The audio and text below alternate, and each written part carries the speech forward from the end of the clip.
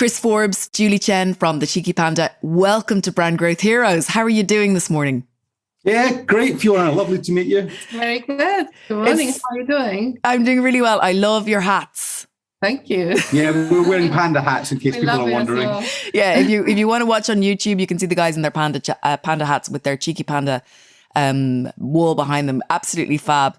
So look, you're so welcome. Cheeky Panda is going to be turning over 17 million in sales this year. You've hit 10,000 in distribution points in the UK.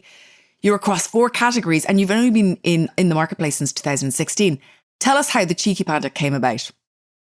So this is Julie's idea. So perhaps Julie could explain it a little bit. Great. Yeah, I had this idea because I was growing up in China and kind of grow up with bamboo and know a lot of benefits. So kind of come across bamboo tissue products. How many years ago? I can remember. 2015. Yeah, it's about 2015. And I met Chris. I was talking to him about this idea. And then I was thinking kind of create my brand as well, called the Cheeky Panda. So cute. Yeah, discussed with Chris this idea when we were first met and we were just going out with each other. And then we were later on engaged. So I took him to see my parents in China. Oh, wow. And then we decided to explore this idea while we were there. I had to persuade Chris really hard to go to visit factories because he was enjoying a holiday in my hometown. We went and then we just saw lots and lots of bamboo there. And what we learned is kind of 10% of bamboo were used, still 90% surplus, and it's a grass. It can be cut every year. But it's not been used enough. So then we thought, why are we wasting this resource? And we're cutting down trees to make toilet paper and things. This could be a solution. So that's when we thought we have to launch this business. and when we sort of launched the business, we essentially thought, okay, well, bamboo is the world's fastest growing plant. Trees take 30 times longer to grow. But we also realized that we'd have to sell an awful lot of tissue to make any money out of it because it's an FMCG product. So it's stack it high, sell as much of it as possible. You make great margins. So we went, well, it has to get big in the beginning if we were going to do this. Otherwise, it's not worth it.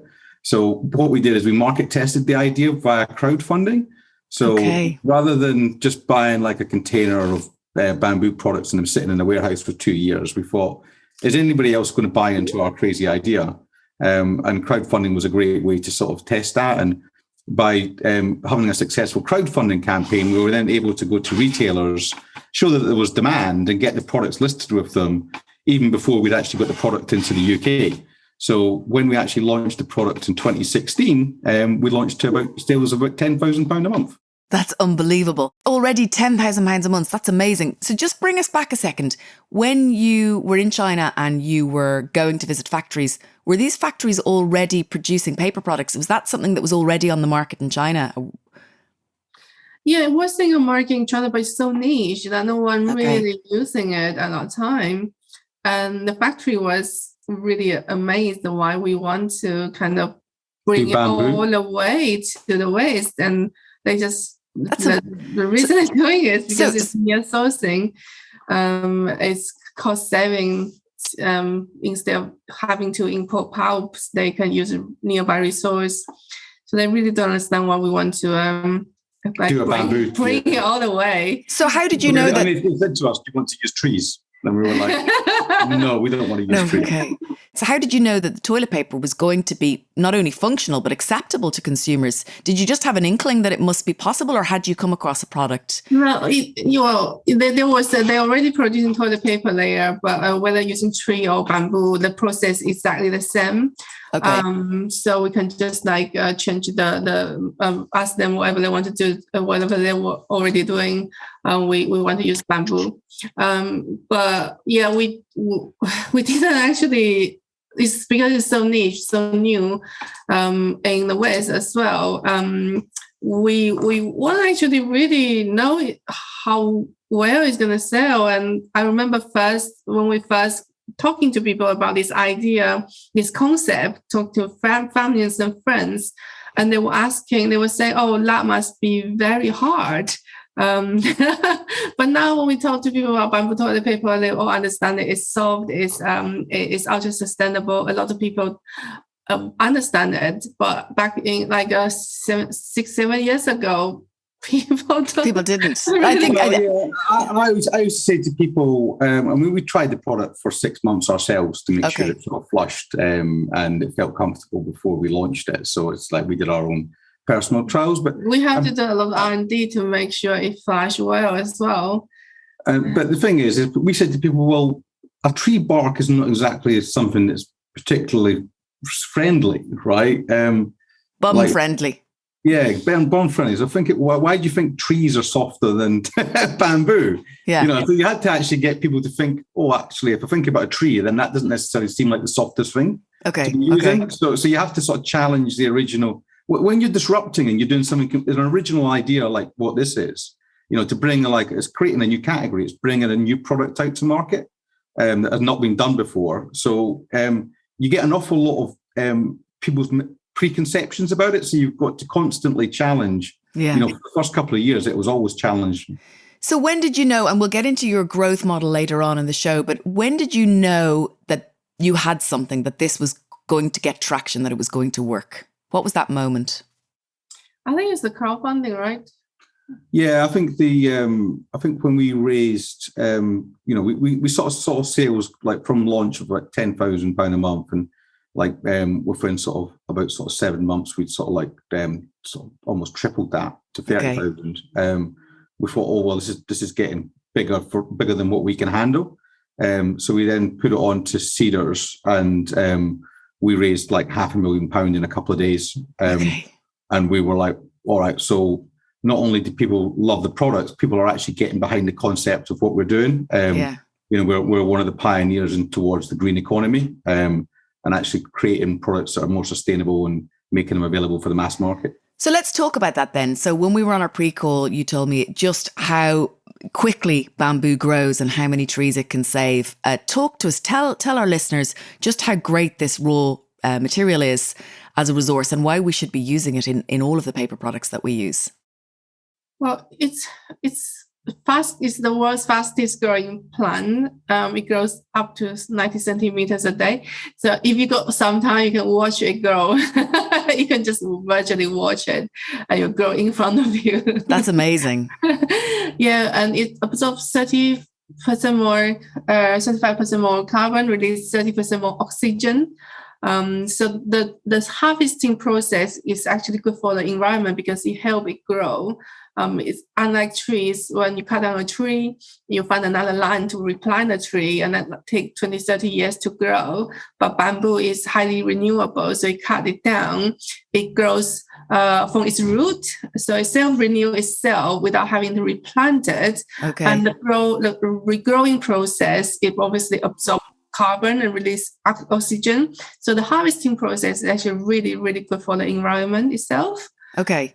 And where is it planted? So we always hear about, monoculture, like soy and stuff, and we're going to have to be cutting down swathes of jungle or forest, or we're going to have to be changing very varied agriculture into one type of agriculture. Is this different? Was this something that was growing anyway, or how do you reconcile that? Yeah, so it was growing anyway, right? And as Julie said, it wasn't being, the harvest it was producing, a lot of it was going to waste. Okay. So what we've done is we've taken like surplus products and then turned it into tissue. That's amazing. So they were growing it anyway. And what were they growing it for? For like bamboo canes, or for that very niche market? It's like grass. So it grows like a grass. So it's just like wild bamboo. Right. But they have to cut it because if it flowers, then it creates a big rodent population. So they have to cut it, and then it just sits there and just okay. So we've taken like something that was like a surplus product and sort of turned it into a sustainable product. And we're living in a world of stretched resources. So we should be thinking about the better ways to do things. And if you've got something that's next to water and sunshine, is one of the most renewable things on the planet. It's like, why aren't we using it? Why are we still using trees that take so long to grow when you can have something that harvests every year? And I think that's kind of really why we got behind the concept and really sort of pushed ourselves into creating this business. That's unbelievable. And I saw on your website that you've saved, 250,000 trees already. And it's been, that's amazing what we've been able to achieve by, and the consumers buying our products as well. So it's not just us creating the products; it's about people buying the products. Good point. And so everyone that's part of our journey is really influencing it, so everyone can feel part of what we're achieving. And then we've saved about 30,000 tons of carbon as well on a cradle to grave analysis. So that's kind of everything from the production and cooperative farming to cutting it down to pulping it, manufacturing it, shipping it through the warehouse and towards the end of life. And we've did reports against like the big paper companies against our carbon reduction. And why is that? Why is it more carbon friendly? Is it the process or the way you've engineered the process? It's the carbon capture that we get at the beginning of it with bamboo growing faster. It's also how we wrapped it as well. It's not just the bamboo itself, but also the efficiency of supply chain. So instead of having lots of air in between the paper, the normal toilet roll usually it's very loose, isn't it? It's very loose. You have lots of air in between. We wrap it really tight. So it looks smaller, but it's really compact. There's actually more sheets. There's more sheets. Yes, 200 sheets against Andre's like 180 sheets or something. And then during the transport, because it wraps so tight, it, per shipment can load a lot more tissue, and that reduces carbon. So therefore, just on a total calculation, it reduced 65% carbon than virgin tree pulp and 31% less carbon than the recycled toilet paper. Okay. God, you guys are a good match. Chris, I had a pre-call with you, but I wasn't, I hadn't met you before now, Julie. But Julie, you're just as data-driven and fact-driven and analytical as Chris, I see. It's wonderful, a power couple. So let's talk about this then. We've mentioned looking at things in a different way, looking at systems in a different way, disrupting what had gone before. So disrupting the industry from the point of view of the raw material, from the point of view of how the supply chain, how you pack it, how tightly you pack the rolls, what else have you disrupted in this model, Chris? There's a couple of things. I mean, so we talked about the carbon and the trees saved. There's also plastic reduction. So in 2018, we shifted our toilet paper and our kitchen rolls from being wrapped in plastic to wrapped in paper. Now, that was a big risk for us because basically we switched two of our largest lines off and put a new, more sustainable line in place, not knowing if consumers would buy it at the same rate. Thankfully, they did. And by doing that, we've saved about 10 tons of plastic. That's amazing. And when our son was born in 2018, we were using alternative wet wipe products, and we realized that the wet wipes had plastic in them. So within a couple of months, we created a bamboo wet wipe that didn't have plastic in it. So we've done two major things around plastic reduction as well. Okay, so you're across 4 categories now. So talk us through the categories you're in. Sure. So tissue paper. Yeah, we're in household. So household would tissue, be paper, toilet paper, facial tissue, kitchen roll, pocket tissue. So all the tissue paper you would use in your house. And straws. Yes, straws. And then we have mother baby range, which we have baby nappies and baby wipes. And then we just launched this beauty range, which we have this amazing makeup removal wipes. All the makeup artists are using it. Yeah, you were telling me that you've got some famous makeup artists using your makeup removal wipes, right? Using all the Netflix production and the big Hollywood production, they were all using it. Yeah. And nappies, I didn't realize you had baby nappies. Tell me about the baby nappies. Yeah, so that's we had 2 versions. In the first versions, kind of we pack it, we go a step a bit too far and pack everything in cardboard, intend to reduce more plastic. Unfortunately, it just it looks so different if people haven't quite adopted yet. So we now release version 2, which is more similar to the mainstream. So we're looking to hopefully kind of push it a little bit hard in terms of marketing in the next few months. I'd love to try them because I can imagine after I got a lovely shipment of your products when I was talking to your company about 6 months ago. And what really surprised me, and again, it comes back to what you were saying, Chris, about this preconception, it was how soft they were.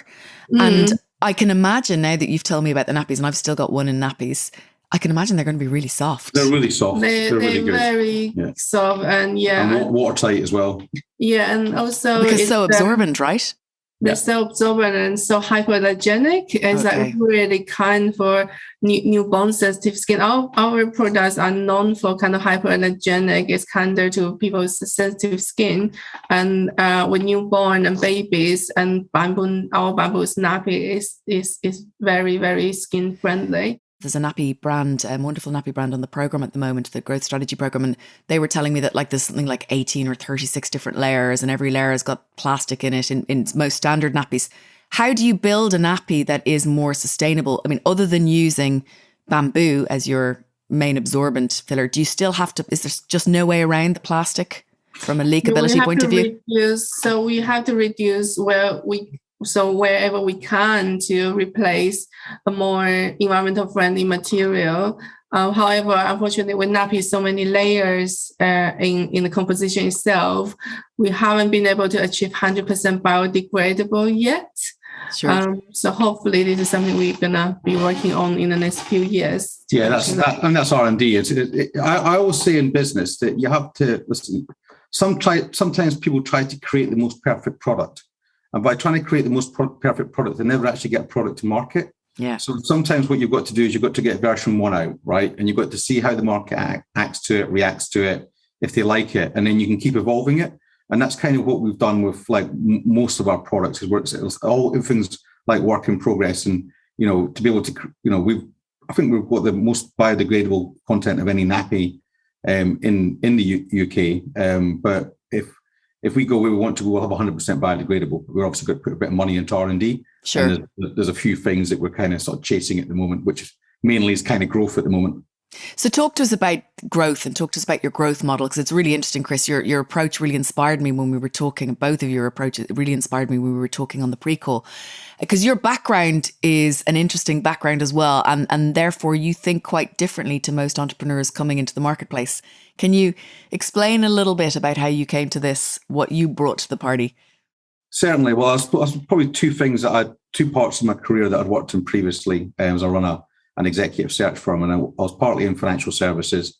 So I really got to understand capital market and equities and FX and commodities, which are obviously very important for an FMCG business. But I also spent a long time helping build PwC's consultancy business, and we were building small business units that could grow from like 0 to £5 million, and that would be across supply chain, operations, digital technology, and and particularly a lot in the mid-market as well. So I'd met thousands of people that are directors of businesses anywhere between sort of 30 million to sort of £3 billion. And I got to see all the good and all the bad about how they operated and the different types of investment models. So I almost kind of describe it as having like a 25-year MBA, where I was on, so a lot of theory, but I never actually got to use it in product.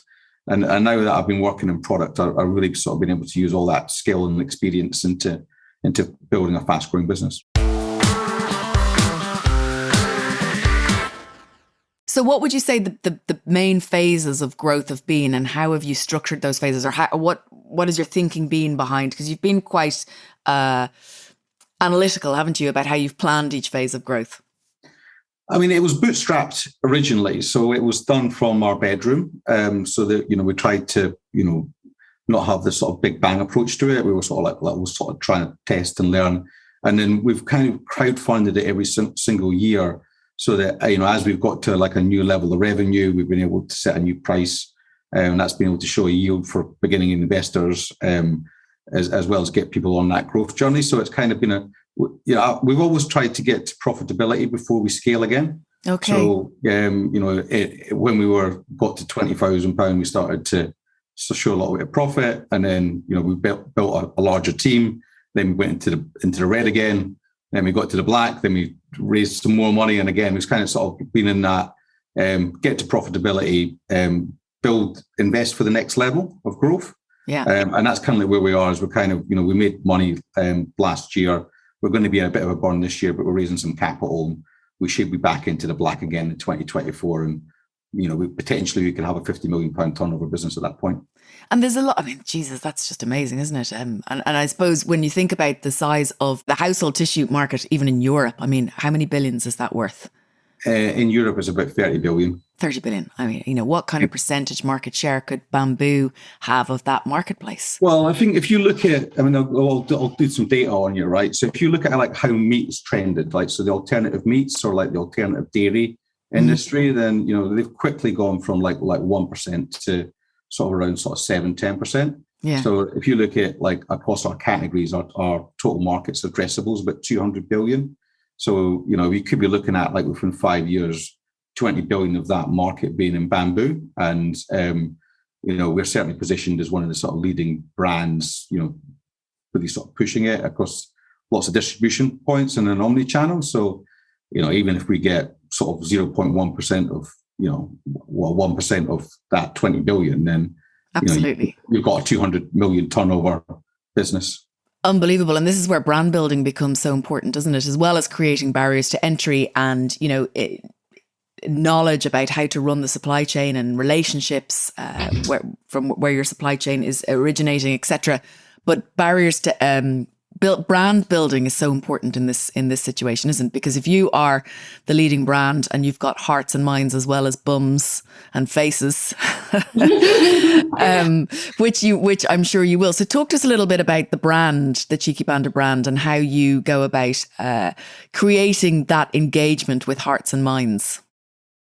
Yeah, okay. So when I first created this brand, I thought it's a fun cheeky. A panda, like it's fun, it's cheeky, and I have this character. I can do a lot of fun things and become a promoter and a character for represent this brand.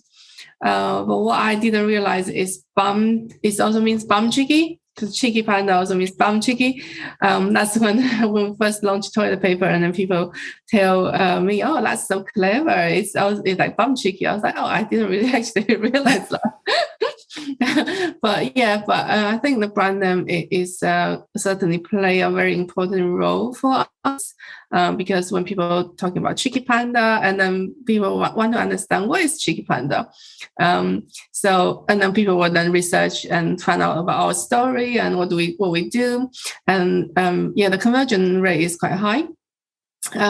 So I think today we haven't actually spend a lot in marketing. The most of marketing we do is just like ourselves talking in podcasts like this, or doing some interviews, or we do a few seeder runs, which I see as marketing as well.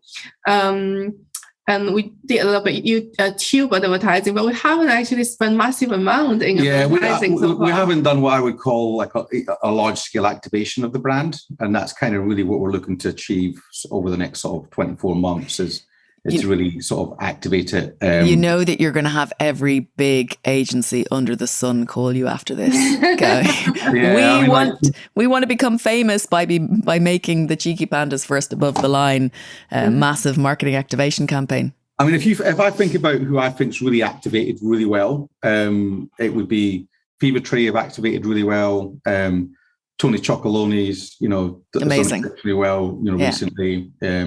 Oatly's activated really well. So there's a number of sort of like what I would call hero brands, and Brewdog has done it in a non-traditional way. They've activated amazingly well at point of sale, and we've actually got the ex-global head of marketing, Sophie, who sits on our non-executive board. So she worked at Brewdog for 3 years. But originally she was Red Bull as well. So we're getting some of that good knowledge through in terms of like how to build this brand.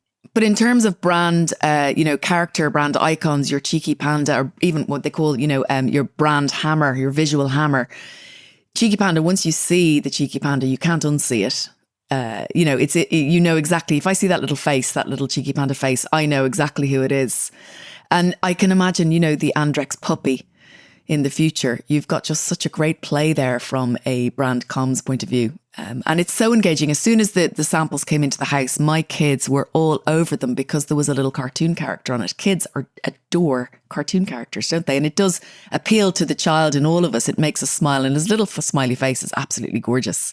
And I think once we get more into mainstream grocery, we'll really start to see the benefits of that, because Completely. it's kind of the, it is the next generation that's driving this. And it is what we're doing is all about the kids' future. And they're very aware that they don't want to live in a world where resources are continually constrained, and so we can actually do something in a massive positive. And they'll say to their mom, "We have to buy Cheeky Panda. We don't want to buy the other stuff. It's not sustainable." Yeah. So we haven't really talked channel yet. So you're 10,000 distribution points in the UK. What split across your revenue or your sales? How does that split across online versus, or e-commerce versus retail or wholesale? E-commerce is probably 50%, and then we follow by big grocers such as Waitrose and Ocado, and then we have lots of independents. God, you've got so much headroom even just there. Isn't that amazing? You're already at 17 million and you're not in Sainsbury's or Tesco or Asda or Morrison's. Unbelievable. So that's kind of taking 70% of the distribution, and then the remaining 30% is export.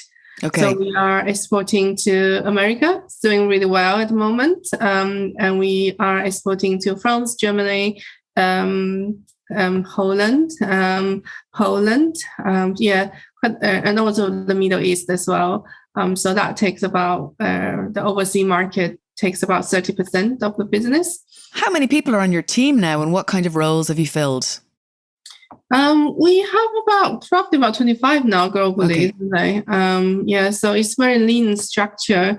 We run very lean model.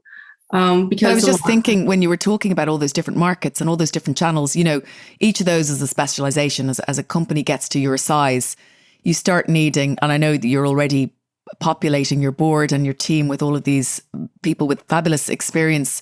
But, that's amazing. Do you have someone looking after international, for example? How do you structure it? Yeah, we have.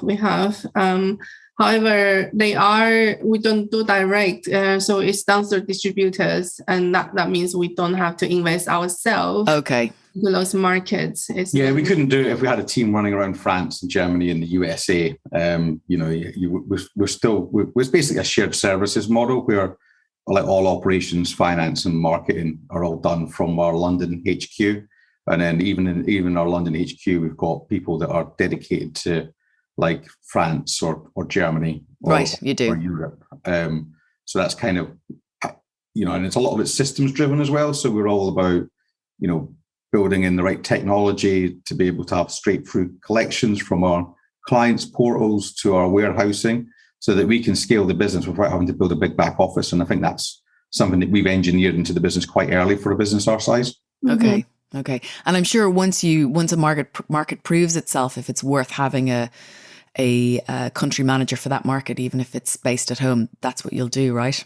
Yeah, and that's exactly what we'll do. And I think we're just getting to the point where the brand's sort of established itself into certain markets, and you can further invest into those markets, and essentially do exactly what was done in the UK. Where we're starting to build a very loyal fan base, and we can do that across other countries as well. How does the brand name, I'm just thinking this because I'm thinking about France, how does the brand name translate I'm not saying physically translate, because obviously you leave it as the Cheeky Panda, but do people get it in another language these days? We don't. Well, I think we are quite lucky, right? Because what we've done is we're selling in around about 30 different countries now. Yeah. And we still sort of get like regular good rates of sale. So it's like a lot of brands really struggle to cross territories and cross like regions and geographies. So where I think what we've done with Cheeky Panda quite early is because we've gone so wide, it's been able to sort of prove that we can sell across all markets under the same brand name. And very few brands are able to achieve that. So to be sitting at this stage as a disruptor with a brand that can be truly global, I think something is very exciting. It is amazing, isn't it? Panda's the same in most languages, isn't it? In all languages. Cheeky means a little bit different. Yeah, cheeky means a little bit different. Cheeky means more like sassy in America. Okay. So it's not quite so fun. It's a little bit more sort and of... also cheeky. Cheeky. But panda is the same word across all languages. Panda is the same, yeah. So it is definitely... And I think the brand stands behind its logo, and as much as anything else, the logo is as iconic as the actual name. So I think we've got two really strong points in our brand building. That's amazing. It's fabulous. So what's next then? What is next on your growth trajectory? It just we senior management team is quite important. Yeah, our senior management team's landing at the moment. Yeah, so. Really being formed and then stabilize this team going forward and take the business to the next stage is really what we are focusing. So what does that mean for you guys, senior management team? What roles are on that team? CFO, COO, Head of sales. Yeah, sales, head of marketing. I think. What about e-commerce? Is that sitting under sales or? That's revenue growth. Yeah, that's kind of sitting alongside sales actually. Alongside sales, we have our e-commerce manager. So it's kind of getting this team, experienced team embedded into our culture and continue to kind of grow the way we have been growing. So we've never done that before. I mean, it's only really in the last sort of 12 months as we've brought FMCG experts into the team. A lot of it's just kind of been self-taught. Julie's been leading a lot of the sales activity, some of the channels and some of the other channels I've been doing. And, we just had a young team that's just been very enthusiastic about, the impact the brand could make. But I think now bringing in sort of a little bit more technical understanding about, this next stage of scale up, I think that's going to, make a big difference for where we are today and where we're going to be tomorrow. Absolutely. And how big would you like this business to be? Well, I shouldn't even ask big. What transformation would you like to see? Because that's the important thing here, isn't it? That we use this natural resource, if it's through you or through another company, but hopefully through you guys, in order to stop cutting down trees, in order to capture more carbon, in order to create more oxygen, better use of land. What kind of change could you imagine? I mean, if you look at it at a really high level, then you could basically say, if the world stopped using trees and started using bamboo for tissue, the impact in the climate change could actually be significant. So I think if you look at it from that level, then I would love to see 10% of the market being used in bamboo. And, if we had a small fraction of that or had a part to play in encouraging the big guys to sort of shift off their supply chain, I think that our impact will be far reaching and, almost at the same level as what, some of the other big pioneers have done. It's funny, isn't it? It's a strange world. But just after we were talking the last time, Chris, on my LinkedIn feed, it came up that one of the girls that I was a graduate with in Nestle back in 1999 just became, I think, European marketing director for one of the big tissue companies. And I just thought that was really funny because I haven't had news from her in ages, and it was just came off the call with you, and the next thing I see, Kimberly Clark, this person has been, and I thought, wow, I wonder where, the big tissue guys are going with this. But you guys have got the lead. And if you can, like you say, inspire them to do something similar, well, then the whole market will open up, won't it? Yeah, and I think it's okay now that we've got to this sort of size of business, it's okay to actually have some of the big guys. It validates the category. Totally. And I think like the big guys were basically saying, it's a niche play. Like all our data says, we do consumer surveys. So 50% of people that try our bamboo products prefer it to tree products, and 25% of people think it's about the same. So our addressable market is 75% of the population. So it's not a niche play. This is a big play, and it's here to stay. I should have asked earlier on, but how much more expensive are your products in general versus the category? It's an affordable luxury, slightly premium, but sometimes when you break down by sheets, it's actually sometimes better value than the premium products that other brands have, because we have 200 sheets, 3-ply, and sometimes they are 2-ply and then 180 sheets. So although the pack price might look a little bit premium, but actually the breakdown, it might be okay. You get a lot of value for it. You got a lot of value for it. And on the baby wipes, for example, I know that when we certainly used an awful lot less of them because they were so effective. And I've had that feedback from so many people. And I think that if you look at our online reviews, I mean, we've got well over sort of 15,000 5-star reviews across our product range. That's amazing. And that's just basically, and people saying, I've never wrote about a tissue brand because there was nothing ever to write about, but I feel inspired to make a review about this company. So isn't it crazy how important reviews are nowadays versus, say, when we were starting our careers 25 years ago, where, there was nowhere really to write a review because there was very little. All you had was, I remember when I was starting in Nestle in 1999, having a website was really like having an online catalogue that people might peruse for a second, but there was no engagement, certainly nowhere to write anything anywhere. And nowadays it can make or break brands. And when you were talking there about the baby wipes, I can't remember which company it is, but one of the baby wipes companies, there was huge issues a couple of years ago with awful reviews about just how red and spotty babies' bums were becoming by using this particular brand. And I wouldn't want to name any brands. I know that we can only use water wipes in this house for that reason. But the odd time when they haven't been in stock, when the water wipes haven't been in stock, and sorry, I'm not using Cheeky Panda because they're not down the road yet in my local co-op, but when they are, or I should start buying them on subscription, I will do.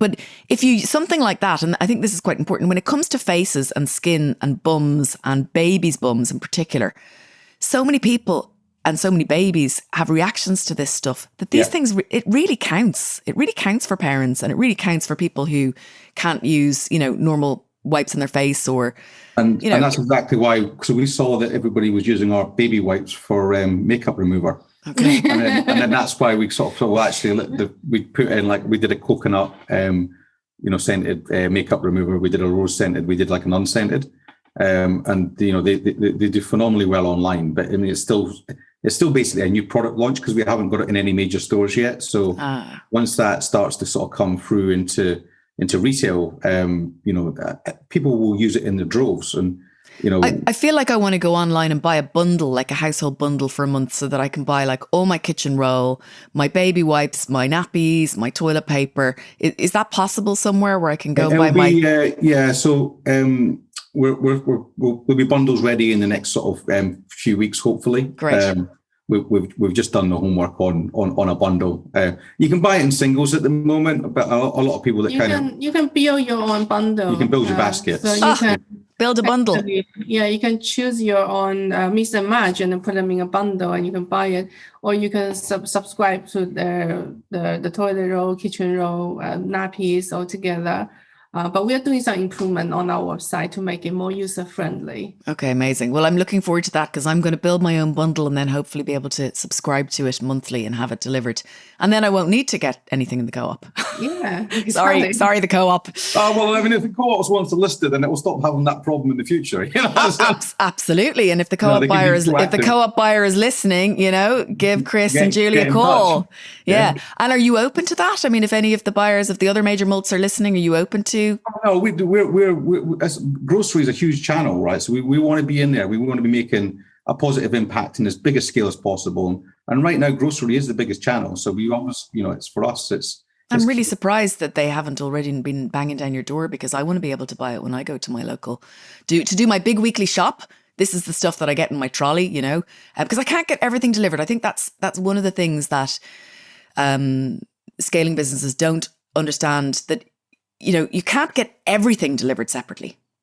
You do want to be able to bundle shops, one weekly shop. Most families need to be able to do one weekly shop. You can't bundle everything. Actually, except if you're buying on something like Well Easy. Have you seen the Well Easy store, which is buying on subscription? That looks great. I'm looking forward to talking to those guys. Have you seen that? I mean, it is a changing market, and I think this is why it's very important for us to be in the omni-channel. Yeah. And an omni-channel is like whether you're on Ocado, or whether you're in like Milk and More, or like whether you're in like Sainsbury's e-commerce, or whether you're in store, right?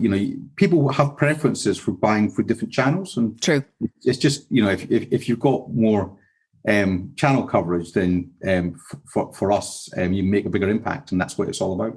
Absolutely, absolutely. Listen, it's so lovely to talk to you both. Thank you so much for joining us this morning, and wishing you all the very best of luck with your next your next big growth pushes and getting your senior team in place and all of those exciting things. And I'm sure you'll have loads of agencies onto you now saying, we can show you how we can step change your brand in the marketplace from a brand activation perspective. So get ready for that. Thank you so much. Thanks, Fiona. Thank you, Fiona.